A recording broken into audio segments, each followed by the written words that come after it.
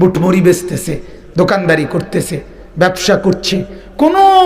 এহসাস অনুভূতি যে আমি যে একজন মুসলমান, আমার যে একটা ধর্ম আছে, আমার যে একজন নবী আছে, আমার যে একজন আল্লাহ আছে, হায় হায় হায়, তার মাথার মধ্যে শয়তানে এমন মুতা মুতছে, তার কলিজার ভিতরে শয়তানে এমন ফেসাব করছে,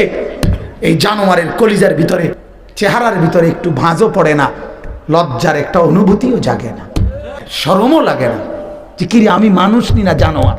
আমার তো স্পষ্ট কথা, ফজরের নামাজ না পড়ে ঘুমায় যে ঘরে মানুষগুলো, আপনাদের যাদের ঘরের ছেলে ফজরের নামাজ না পড়ে ঘুমায়, বিবি ফজরের নামাজ না পড়ে ঘুমায়, ফজরের নামাজ না পড়ে ঘুমায়, এবং কর্মজীবী কামাই রোজগার করেন যারা, পরিবারের অভিভাবক ফজরের নামাজ না পড়ে ঘুমায় থাকে, সকাল 8টায় 9টায় 7টায় যারা ঘুম থেকে ওঠেন নামাজ না পড়ে, এরা মানুষ ওঠে না, এরা জানোয়ার ঘুম থেকে ওঠে।